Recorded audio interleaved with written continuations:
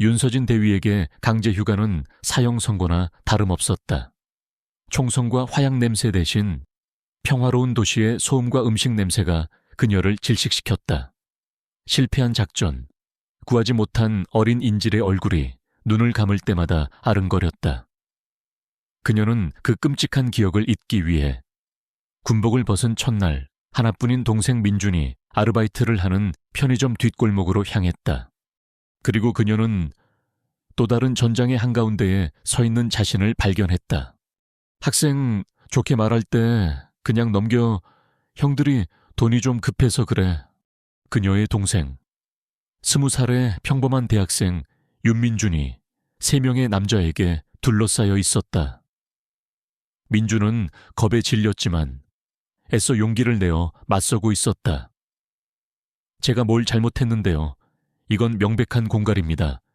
경찰에 신고하겠어요. 경찰. 우두머리로 보이는 남자가 비웃으며 민준의 뺨을 툭 쳤다. 이 새끼가 아직 세상을 모르네. 우리가 누군 줄 알고. 그때 서진이 어둠 속에서 모습을 드러냈다. 낡은 청바지에 평범한 야상 점퍼. 그녀의 지친 얼굴과 공허한 눈빛은 험악한 골목길의 분위기와 전혀 어울리지 않았다. 무슨 일이야, 민준아? 그녀의 목소리는 너무나 조용해서 오히려 주변의 모든 소음을 잠재웠다. 남자들의 시선이 일제히 그녀에게로 향했다. 우두머리는 그녀를 위아래로 훑어보더니 역겨운 미소를 지었다. 웬 계집애야, 내 누나냐. 오빠들 노는데 끼어들지 말고 꺼져. 남자가 위협적으로 그녀를 밀쳤다. 하지만 서진은 미동도 하지 않았다.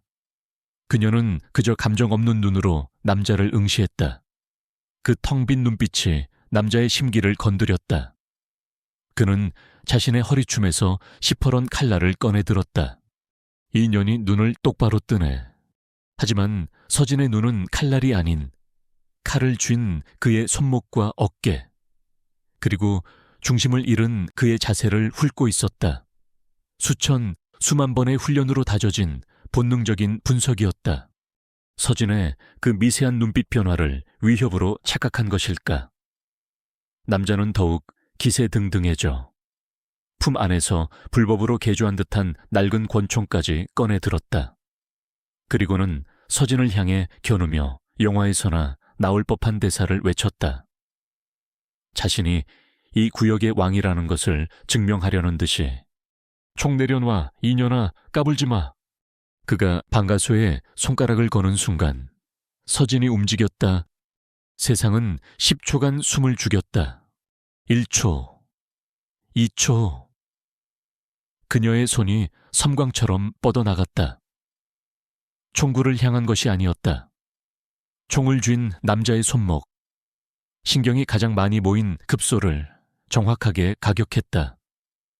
찌릿 하는 극심한 고통과 함께 남자의 소나귀에서 힘이 풀리며 권총이 바닥으로 떨어졌다. 쨍 하는 금속성 파열음. 3초, 4초, 5초. 남자가 고통과 충격으로 움찔하는 그 찰나의 순간 서진은 이미 그의 품 안으로 파고든 후였다. 그녀의 손바닥이 그의 턱을 아래에서 위로 강하게 올려쳤다. 그의 고개가 꺾이며 뇌가 흔들리고 시야가 하얗게 변했다. 6초, 7초, 8초. 몸의 중심을 잃은 남자의 등 뒤로 그녀의 몸이 그림자처럼 달라붙었다. 한 팔은 그의 목을 단단히 감아 경동맥을 압박했고 다른 한 팔은 그의 팔 관절을 꺾어 완벽하게 제압했다. 707 특임단에서 살모사라 불리는 한 번 걸리면 절대 빠져나올 수 없는 대테러 진압 기술이었다. 9초, 10초. 컥. 남자의 목에서 마지막 비명이 터져 나왔다. 서진이 목을 감은 팔에 힘을 주자 거구의 남자는 힘없이 무너져 내렸다. 그녀의 발밑으로 아무렇게나 버려진 인형처럼 정적이 흘렀다. 남은 2명의 조폭은 얼어붙었다. 그들은 방금 자신들의 눈앞에서 벌어진 일을 이해할 수 없었다. 공포가 그들의 온몸을 지배했다. 동생 민준 역시 입을 벌린 채 아무 말도 하지 못했다. 그가 알던 누나는 그저 무뚝뚝하고 조금은 강한 군인 누나였다. 눈앞의 저 사람은 인간의 형상을 한 정교한 살상 무기였다. 서진은 쓰러진 남자를 내려다보았다. 그녀의 호흡은 흐트러짐 없었지만 그녀의 눈동자는 격렬한 폭풍우에 휩싸여 있었다. 임무를 완수한 특수요원의 냉정한 가면, 그리고 그 아래에서 파르르 떨리고 있는 상처 입은 영혼. 그녀는 폭력을 떠나기 위해 휴가를 나왔다. 하지만 폭력은 그녀의 휴가 첫날부터 가장 잔인한 방식으로 그녀를 찾아왔다. 10초의 완벽한 제압. 그리고 그 뒤에 찾아온 영원할 것 같은 길고 긴 침묵. 서진은 조용히 자신의 손을 내려다보았다. 방금 전까지 사람을 제압했던 그 손은 그녀의 의지와는 상관없이 미세하게 떨리고 있었다. 공포에 질려있던 나머지 조폭 2명은 그들이 할 수 있는 가장 비겁하고도 영리한 선택을 했다. 스스로 경찰에 신고한 것이다. 물론 내용은 완전히 날조되었다. 길을 가던 자신들의 친구가 아무런 이유 없이 어떤 여자에게 무차별 폭행을 당했다고. 경찰이 도착했을 때 뒷골목은 순식간에 범죄 현장으로 변했다. 윤서진은 아무 말 없이 충격에 빠진 동생 민준의 어깨를 감싸 안았다. 지금은 침묵이 최선의 방어라는 것을 그녀는 본능적으로 알고 있었다. 경찰서 조사실. 서진은 피해자가 아닌 피의자 신분으로 앉아 있었다. 그녀의 신원이 707 특임단 현역 대위라는 것이 밝혀지자 사건은 일개 폭행 사건에서 군과 관련된 중대 사안으로 번졌다. 결국 사건은 검찰로 넘어갔고 한 남자가 조사실로 들어왔다. 그의 이름은 권혁, 형사부를 맡고 있는 검사였다. 권혁 검사는 피곤하고 시니컬한 표정 뒤에 예리한 관찰자의 눈을 숨기고 있었다. 그는 조사실의 일방향 거울을 통해 윤서진을 지켜보았다. 흐트러짐 없는 자세, 감정을 드러내지 않는 얼굴, 질문에 최소한의 단어로만 답하는 극도의 절제력. 그는 조폭들의 횡설수설하는 진술보다 그녀의 침묵에서 더 많은 진실을 읽고 있었다. 그의 직감이 속삭였다. 이 사건 무언가 거대하게 잘못되었다. 같은 시각 서울의 가장 높은 빌딩 펜트하우스. 태상건설의 마진석 회장은 자신의 아들 마상철이 병원에 입원했다는 소식을 들었다. 그는 아들의 안위보다 자신의 완벽한 제국에 흠집이 생겼다는 사실에 더욱 분노했다. 그는 즉시 자신의 법무팀을 소집했다. 그 계집, 군인이라고 했나 좋아. 군복을 벗겨버려. 아니, 찢어발겨서 사회에 매장시켜. 내 아들을 건드린 대가가 얼마나 끔찍한지 뼈저리게 느끼게 해줘. 마진석의 법무팀은 악마의 군대였다. 그들은 경찰서와 언론사를 장악하기 시작했다. 그들은 마상철이 사실은 민준의 소매치기, 현장을 막으려던 의로운 청년이었으며 이에 격분한 서진이 군인의 본분을 망각하고 과잉 폭력을 행사했다고 이야기를 꾸몄다. 조작된 목격자 진술과 CCTV 영상의 악의적인 편집본이 언론에 흘러 들어갔다. 다음 날 아침 세상의 여론은 뒤바뀌어 있었다. 특전사 여군의 잔혹한 민간인 폭행, 인간 병기, 통제 불능인가. 인터넷에서는 그녀의 신상과 과거 행적까지 파헤쳐지며 그녀는 순식간에 국민 영웅에서 국민의 지탄을 받는 괴물이 되어 있었다. 707이라는 명예로운 이름은 오히려 그녀를 옥죄는 주홍글씨가 되었다. 권혁 검사는 다시 조사실로 들어와 서진과 마주 앉았다. 그는 신문 기사들을 그녀 앞에 던졌다. 이게 마진석 회장이 당신에게 보내는 선전포고입니다. 윤대위, 당신은 지금 조폭 몇 명과 싸우는 게 아닙니다. 돈과 권력으로 만들어진 거대한 성과 싸우고 있는 겁니다. 그는 서진의 군기록을 훑어보았다. 그리고 작전 실패로 인한 강제 휴가라는 부분에서 잠시 멈췄다. 보름 전 지역인질 구출 작전. 그때 무슨 일이 있었습니까? 이번 일과 관련이 있습니까? 서진은 입을 다물었다. 군사기밀 누설은 그녀가 저지를 수 있는 최악의 죄였다. 그녀의 침묵에 권혁은 피식 웃으며 자리에서 일어났다. 그는 떠나기 전 의미심장한 말을 남겼다. 윤서진 대위, 당신의 적은 저 깡패들이 아닙니다. 보이지 않는 거대한 벽이지. 그 벽을 혼자서는 뚫을 수 없을 겁니다. 내 말이 무슨 뜻인지 곧 알게 될 겁니다. 싸늘한 조사실에 홀로 남은 서진. 10초의 본능적인 자기 방어가 만들어낸 거대한 파문이 그녀를 전혀 다른 종류의 전쟁터로 끌고 왔음을 깨달았다. 이곳에서는 총검술도 사격술도 통하지 않았다. 오직 거짓과 음모, 그리고 보이지 않는 권력만이 지배하는 더럽고 추악한 전쟁터였다. 군검찰의 결정은 신속하고도 냉정했다. 대민 마찰 및 군위신 실추를 이유로 윤서진 대위에게는 정직 처분이 내려졌다. 최종 징계위원회가 열리기 전까지 그녀는 군인으로서의 모든 권한과 자격을 박탈당했다. 그녀는 자신의 신분증과 권총을 반납하며 자신을 냉담하게 바라보는 상급자에게 경례를 붙였다. 한때는 목숨보다 소중했던 자부심의 상징들이 이제는 그녀를 범죄자로 낙인 찍는 증거품이 되어버렸다. 그녀가 동생 민준과 함께 사는 작은 아파트로 돌아왔을 때 그곳의 공기는 조사실보다 더 차갑고 무거웠다. 민준은 고개를 숙인 채 죄인처럼 앉아 있었다. 누나, 나 때문에. 그의 목소리가 죄책감으로 떨렸다. 나 때문에 누나 군 생활이 전부 네 탓 아니야. 서진이 그의 말을 잘랐다. 그녀의 목소리는 건조했지만 그 안에는 동생을 향한 절박한 보호 본능이 담겨 있었다. 아무 걱정하지 마. 내가 다 알아서 해결할 거야. 그녀의 해결 방식은 군사 작전과도 같았다.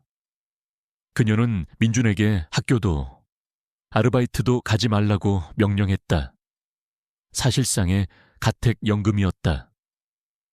외부의 모든 위협으로부터 동생을 완벽하게 격리하는 것, 그것이 그녀가 선택한 최선의 방어였다.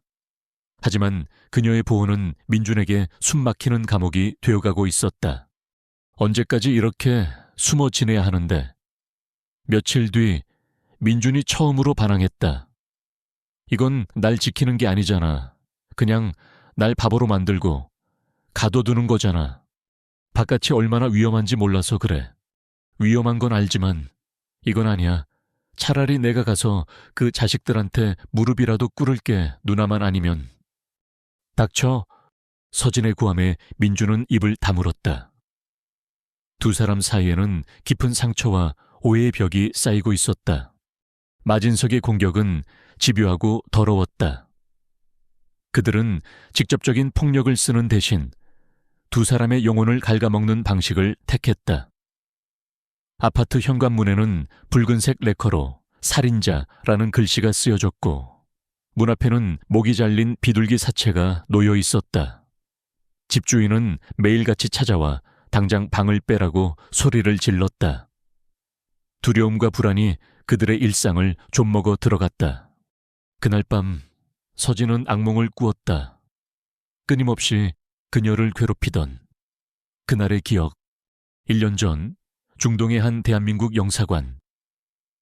무장 테러 단체에 점거된 그곳에서 그녀의 팀은 인질 구출 작전을 펼치고 있었다. 인질 중에는 외교관의 어린 딸 혜인이가 포함되어 있었다. 테러리스트들은 몸에 폭탄조끼를 두르고 있었다. 상부의 명령은 인질의 희생을 감수하더라도 테러범 전원을 사살하라는 것이었다. 하지만 서진은 포기할 수 없었다. 그녀는 혜인이와 눈이 마주쳤다. 살려달라고 소리 없이 외치는 그 작은 아이의 눈을. 그녀는 명령을 어기고 단독으로 행동하기로 결심했다. 혜인이 근처에 있던 테러범 하나의 머리를 단 한 발의 저격으로 정확하게 꿰뚫을 수 있는 아주 짧은 기회. 성공한다면 아이를 구할 수 있는, 그러나 실패한다면 모든 것을 잃을 수 있는 도박이었다. 그녀는 방가쇠를 당겼다. 총알은 정확히 목표를 명중시켰다. 하지만 그녀가 계산하지 못한 변수가 있었다. 총성이 다른 테러범들을 자극했고 공포에 질린 우두머리가 손에 쥔 기폭장치의 스위치를 눌러버렸다. 쾅! 거대한 폭발음. 작전은 결과적으로 성공이었다. 대부분의 테러범을 사살했으니까. 하지만 서진의 눈에는 폭발의 화염 속으로 사라지던 혜인이의 작은 모습만이 각인되었다. 자신이 아이를 구하려던 그 영웅적인 행동이 아이를 죽음으로 몰아넣은 것이다. 해옥. 서진은 식은땀을 흘리며 잠에서 깨어났다. 그날 이후 그녀는 최선의 선택이라는 것을 믿지 않게 되었다. 오직 가장 안전한 선택만이 존재할 뿐.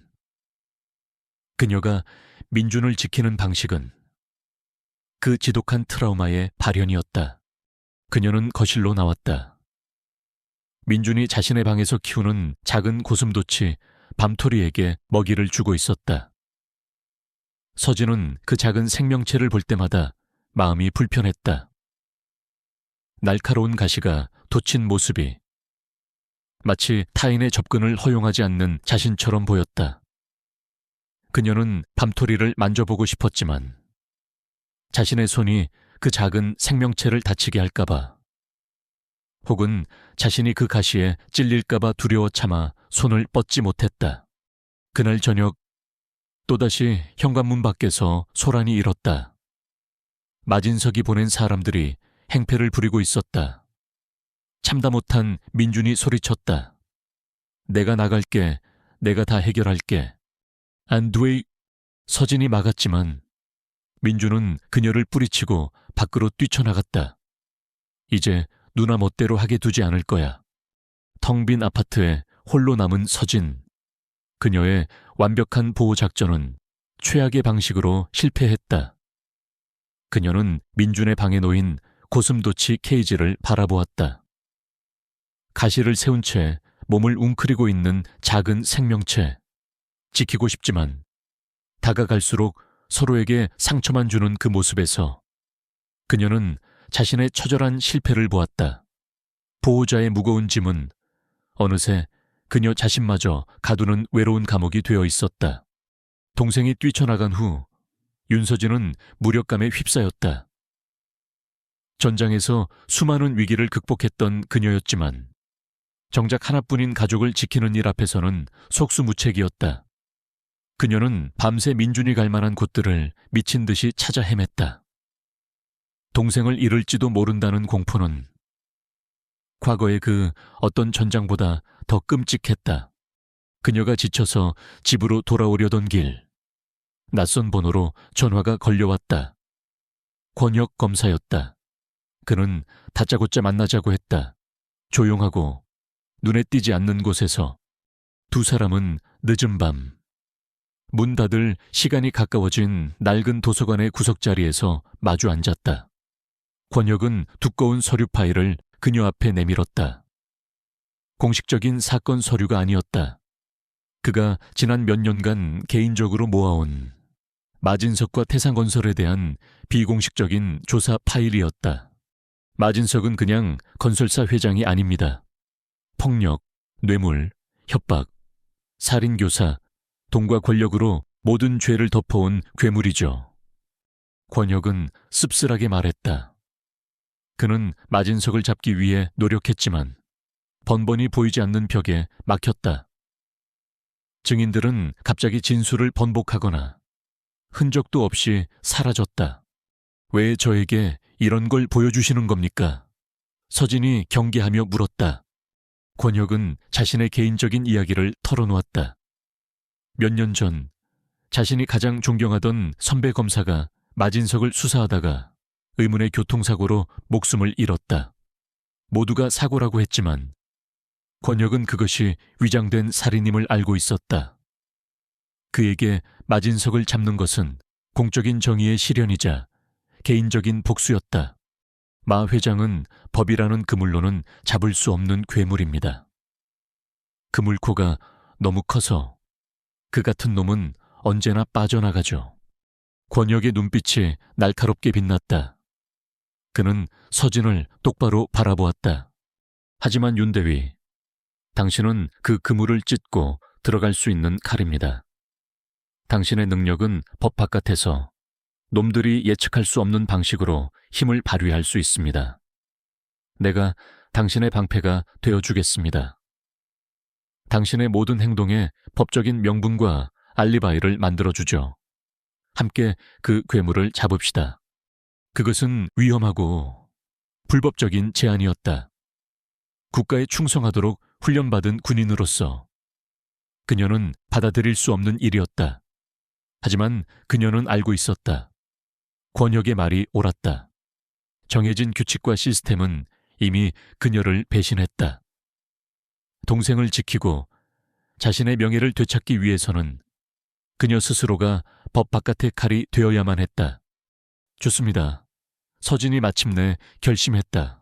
뭘 하면 됩니까? 그렇게 어울리지 않는 두 사람의 동맹이 시작되었다. 그들의 첫 번째 목표는 명확했다. 마상철의 최초 범죄, 즉 민준이 목격했던 그 폭행 사건의 또 다른 목격자를 찾는 것이었다. 사건 직후 위협을 받고 자퇴한 뒤 종적을 감춘 대학 동기 김민호. 그가 이 모든 거짓의 사슬을 끊을 첫 번째 열쇠였다. 새로운 임무를 부여받은 서진은 달라졌다. 그녀는 PC방에서 밤을 새우고 돌아온 민준과 마주 앉았다. 그녀는 처음으로 동생에게 사과했다. 자신의 방식이 틀렸다고. 민준 역시 눈물을 글썽이며 철없이 굴었던 자신을 용서해달라고 했다. 민준아, 더는 숨지 않아도 돼. 누나가 이번엔 제대로 싸워볼게. 그날 밤 서진은 자신의 작은 방에서 권혁이 넘겨준 파일을 읽고 있었다. 그것은 새로운 작전 계획서였다. 목표, 마진석, 임무, 정의 구현, 절망으로 가득했던 그녀의 눈에 다시 707 특임단 시절의 차갑고도 결의의 찬빛이 돌아오고 있었다. 군인 윤서진은 죽었다. 이제부터 그녀는 법의 심판을 대신하는 그림자 속의 집행자였다. 공식적으로 윤서진은 정직 중인 군인이었고 권혁은 일상 업무를 보는 검사였다. 하지만 어둠이 내리면 그들은 한 팀이 되어 보이지 않는 전쟁을 시작했다. 그들의 첫 번째 목표, 사라진 목격자 김민호를 찾는 일. 권혁은 검찰의 정보망을 이용해 김민호의 마지막 행적과 주변 인물들의 리스트를 확보했다. 그리고 서진은 현장 요원이 되었다. 그녀는 군복을 벗고 평범한 옷차림으로 사람들 속에 섞여 들었다.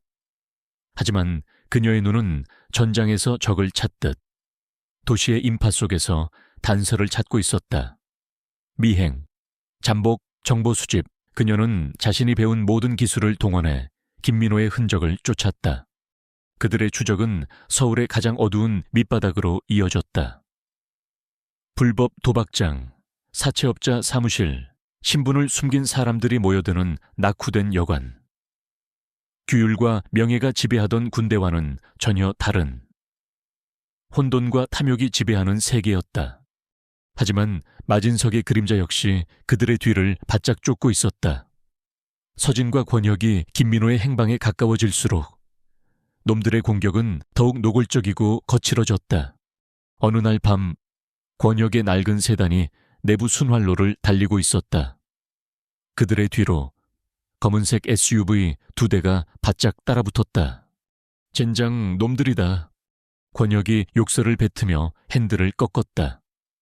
하지만 SUV들은 끈질기게 그들의 차를 양옆에서 압박해왔다. 서진 씨, 비켜요. 서진은 망설임 없이 운전대를 넘겨받았다. 그녀의 발이 가속 페달을 깊숙이 밟았다. 낡은 세단은 비명을 지르며 질주하기 시작했다. 그녀의 운전은 평범한 운전이 아니었다. 적의 추격을 따돌리기 위한 군사적 회피 기동이었다. 복잡한 도심의 골목길을 드리프트하듯 빠져나가고 갑자기 중앙선을 넘어 역주행하며 추격자들의 허를 찔렀다. 그녀의 눈은 수십 가지의 변수를 동시에 계산하는 슈퍼컴퓨터와도 같았다. 길고 긴 추격전 끝에 그들은 마침내 놈들을 따돌리는데 성공했다. 권혁은 경외감에 찬 눈으로 그녀를 바라보았다. 며칠 뒤 그들은 김민호가 한때 일했던 남대문의 한 재래시장에서 결정적인 단서를 잡았다. 하지만 그 순간 사방에서 마진석의 부하들이 나타나 그들을 포위했다. 수많은 인파가 오가는 복잡한 시장 한복판. 권혁은 절망했지만 서진은 침착했다. 그녀는 시장의 지형을 순식간에 파악했다. 그녀는 진열된 과일 상자를 걷어차 놈들의 시야를 가리고 흥정하는 상인들 사이로 권혁의 손을 잡고 뛰었다. 좁은 골목길에서 벌어진 격투. 그녀는 더 이상 상대를 죽이거나 심각하게 다치게 하지 않았다. 주변의 소란을 최소화하며 오직 상대의 관절과 급소만을 노려 무력화시켰다. 그녀의 움직임은 민간인들 사이를 흐르는 한 마리 뱀처럼 조용하고도 치명적이었다. 이런 수많은 위기를 함께 넘기면서 서진과 권혁 사이에는 단순한 공조관계를 넘어선 깊은 신뢰가 쌓여갔다. 그들은 안전가옥으로 사용하는 낡은 오피스텔에서 컵라면을 먹으며 서로의 과거와 상처에 대해 이야기했다. 서진은 처음으로 실패했던 작전과 혜인이의 이야기를 그에게 털어놓았다. 권혁은 묵묵히 들어주었고 그녀의 아픔에 진심으로 공감해 주었다. 그는 처음으로 그녀에게서 군인이 아닌 상처 입은 한 여자의 모습을 보았다. 추적은 계속되었지만 김민호는 유령처럼 그들의 소나기를 빠져나갔다. 그가 머물렀던 장소에는 항상 그가 떠난 흔적만이 남아있었다. 그는 마진석의 손길을 피해 필사적으로 도망치고 있었다. 마침내 결정적인 정보가 들어왔다. 권혁이 오랫동안 관리해온 정보원이 김민호가 가명을 쓰고 서해안의 작은 어촌 마을에 숨어 있다는 소식을 전해왔다. 마진석의 부하들이 그를 찾아내기 전에 그들이 먼저 도착해야만 했다. 마지막 기회였다. 서진과 권혁은 그날 밤 곧장 서해안으로 차를 몰았다. 차창 밖으로 도시의 불빛이 사라지고 칠흑 같은 어둠이 깔렸다. 목적지에 가까워질수록 두 사람 사이에는 무거운 긴장감이 감돌았다. 새벽녘 그들은 마침내 안개에 휩싸인 작은 어촌 마을에 도착했다. 바다 냄새와 낡은 목선의 삐걱거리는 소리만이 가득한 세상의 끝과도 같은 곳. 하지만 그들이 마을로 들어서는 것을 멀리 떨어진 언덕 위에서 검은색 차 한 대가 조용히 지켜보고 있었다. 그들의 뒤를 밟아온 마진석의 그림자였다. 유령을 잡기 위한 추격전은 이제 치명적인 덫이 되어 그들을 기다리고 있었다. 안개 낀 어촌 마을. 파도 소리만이 스산하게 들려왔다. 서진과 권혁은 정보원이 알려준 낡은 민박집을 찾아냈다. 그곳에서 그들은 마침내 유령의 실체를 마주했다. 김민호는 공포에 질린 야생동물 같았다. 그는 마진석의 부하들인 줄 알고 비명을 지르며 저항했다. 권혁은 자신이 검사임을 밝히며 그를 설득했고 서진은 아무 말 없이 그저 그의 곁을 지켰다. 그녀의 침착하고 흔들림 없는 태도는 역설적으로 민호에게 작은 안정감을 주었다. 마침내 김민호는 무너져 내렸다. 그는 울면서 마상철이 저질렀던 끔찍한 폭행의 전말을 모두 털어놓았다. 그가 진술서를 쓰고 지장을 찍는 순간 권혁은 마침내 이 길고 긴 싸움의 끝이 보인다고 생각했다. 바로 그때 서진의 휴대폰이 울렸다. 발신자 마진석. 서진이 전화를 받자 마진석의 차갑고 승리감에 찬 목소리가 흘러나왔다. 그리고 화면에는 영상 하나가 떴다. 어두운 창고, 의자에 묶여 겁에 질린 채 울고 있는 동생 민준의 모습이었다. 윤대위, 연극은 끝났어. 마진석이 말했다. 네가 그 쥐새끼를 찾아낼 줄 알고 있었지. 사실 내가 길을 좀 열어준 거야. 그 쥐새끼는 미끼였을 뿐. 내 진짜 목표는 너였으니까. 그는 악마의 거래를 제안했다. 김민호, 그놈을 내게 넘겨. 그리고 네가 이 모든 일을 꾸몄다는 자백서에 서명해. 그럼 네 동생 살려주지. 선택해. 윤대위. 또다시 내 눈앞에서 어린애가 죽는 꼴을 보고 싶은가? 아니면 네 모든 걸 버리고 동생을 구할 건가? 그의 목소리는 서진의 가장 깊은 트라우마를 후벼 파는 독침과도 같았다. 혜인이의 마지막 모습이 눈앞에 아른거렸다. 정의와 가족, 그녀는 또다시 잔인한 선택의 기로에 섰다. 권혁은 그녀의 얼굴이 새하얗게 질리는 것을 보며 절망했다. 그는 그녀가 무너져 내리고 있다고 생각했다. 서진은 떨리는 목소리로 그러나 분명하게 대답했다. 알겠습니다. 동생만 살려주세요. 어디로 가면 됩니까? 마진석은 마을 외곽에 버려진 생선 가공 공장을 지목했다. 전화를 끄는 서진은 그대로 주저앉을 것만 같았다. 하지만 다음 순간 그녀는 고개를 들었다.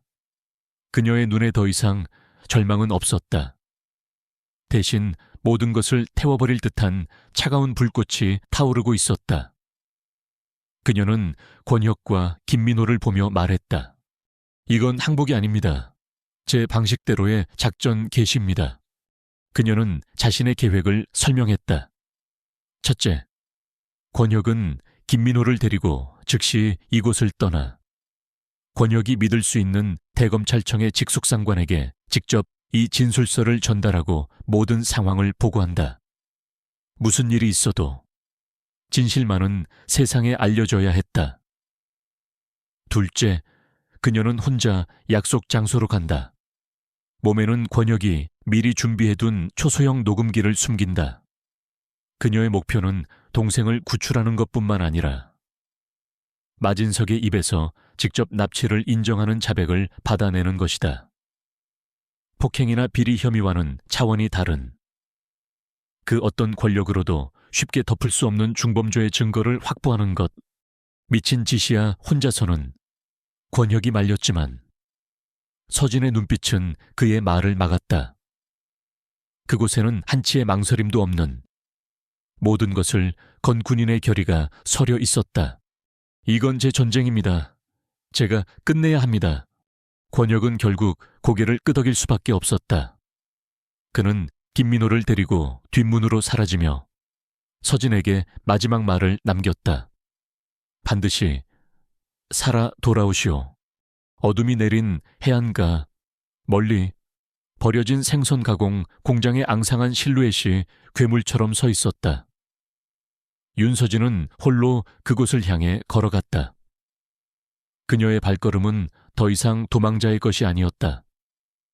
재물처럼 보였지만 실은 적의 심장부로 파고드는 사냥꾼의 발걸음이었다. 악마와의 거래 시간, 마지막 작전의 막이 올랐다. 버려진 생선 가공 공장의 내부는 거대하고 텅 비어 있었으며 쇠와 비린내가 뒤섞인 스산한 냄새가 진동했다. 마진석은 2층의 낡은 사무실에서 마치 왕처럼 그녀를 내려다보고 있었다. 그 옆에는 아들 마상철이 의기양양한 미소를 짓고 있었다.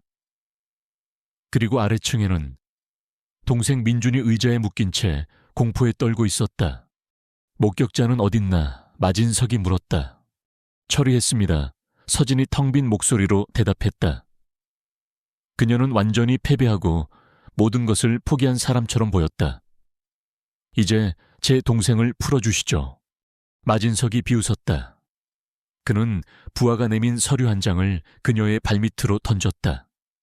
모든 죄를 그녀가 뒤집어 쓴다는 내용의 자백서였다. 이것부터 서명해. 그럼 네 동생 놈은 살려주지. 서진은 천천히 서류를 향해 걸어갔다. 그녀가 허리를 숙이는 순간 그녀의 눈빛이 변했다. 그녀는 서류를 줍는 척하다. 바닥에 짠 기가 남아있는 소금 가루와 먼지를 한 움큼 집어들어 가장 가까이 있던 괴한들의 얼굴에 뿌렸다. 그악! 놈들이 시야를 가리며 주춤하는 그 찰나의 순간 서진의 진짜 작전이 시작되었다. 그녀는 품속의 소형 통신 교란 장치를 작동시켰다. 외부와의 모든 연락을 차단하는 그녀만의 신호였다. 패배한 재물이 아니었다. 처음부터 이곳은 그녀가 설계한 전장이었다. 공장 내부는 순식간에 아수라장이 되었다. 서진은 거대한 기계들과 녹슨 쇠사슬, 어두운 구석을 방패와 무기 삼아 싸웠다. 그녀의 목표는 모든 적을 쓰러뜨리는 것이 아니었다. 오직 동생에게 가는 길을 여는 것. 그녀는 수많은 공격을 온몸으로 받아내면서도 오직 한 방향으로만 전진했다. 이 미친년 당장 쏴 죽여. 분노에 찬 마진석이 고함을 질렀다. 그의 모든 목소리는 서진의 옷깃에 숨겨진 초소형 녹음기에 고스란히 담기고 있었다. 마침내 그녀는 피투성이가 된 채로 민준에게 도달했다. 그녀는 단숨에 밧줄을 끊어내며 외쳤다. 민준아, 뛰어 숨어. 그녀의 최우선 임무, 인질 구출은 끝났다. 이제 그녀는 망설일 것이 없었다. 그녀는 자신을 향해 달려드는 마지막 남은 괴한들을 향해 몸을 날렸다. 그때였다. 구앙! 공장의 거대한 철문이 폭발음과 함께 뜯겨져 나갔다. 완전 무장한 경찰 특공대 SOU가 섬광탄을 터뜨리며 내부로 진입했다. 그 선두에는 권총을 든 권역검사가 서 있었다. 움직이지 마. 모두 무기를 버려. 움직이면 발포한다.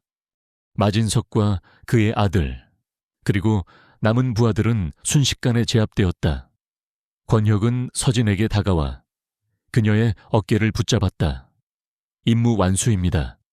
윤대위. 몇 달 후 윤서진은 군복을 입고 군 징계위원회 앞에 섰다. 하지만 그곳의 분위기는 이전과 달랐다.